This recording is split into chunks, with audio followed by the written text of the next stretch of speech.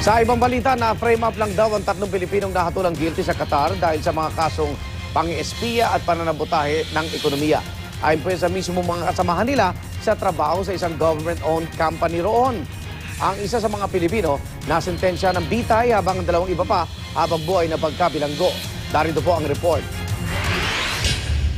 Nakadakdang umapela sa korte sa Qatar ngayong araw ang abogado ng 3 Pinoy na sinentensyahan doon dahil sa umano'y pag-espiya at economic sabotage. Patuloy naman daw na nakipag-ugnayan ang Department of Foreign Affairs sa Embahada ng Pilipinas sa Qatar para sa anumang suportang pwedeng ibigay sa mga nahatulang Pinoy. Ayon kay Philippine Ambassador to Qatar, Crescente Relacion, nag-ugat ang mga kaso ng 3 Pinoy sa isyu ng malawakang korupsyon sa pinagtatrabahuan nilang kumpanya.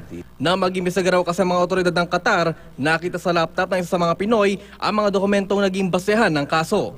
But during the course of the investigation, they found out that another case could be charged against one of the principal accused.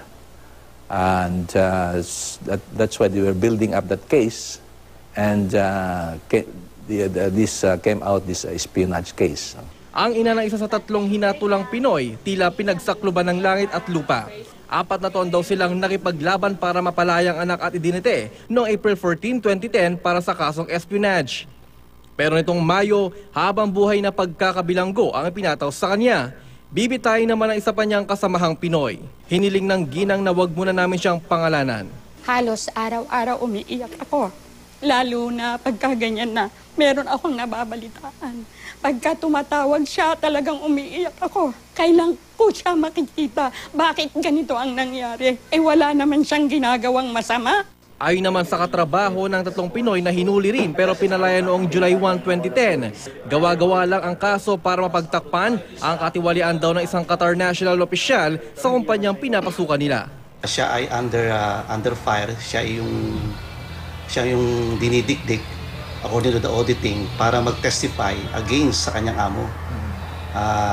And since na yung araw na yon ay hindi na siya pumunta sa hearing, naging wanted siya. At that night ay pinasok yung bahay niya. Hindi po totoo yun, yung espionage po na yun. Ito po, it's all about sa company po nila eh. Na nalipat lang po, na ginawa po nilang personal. Para sa unang balita, Haji Rieta reporting.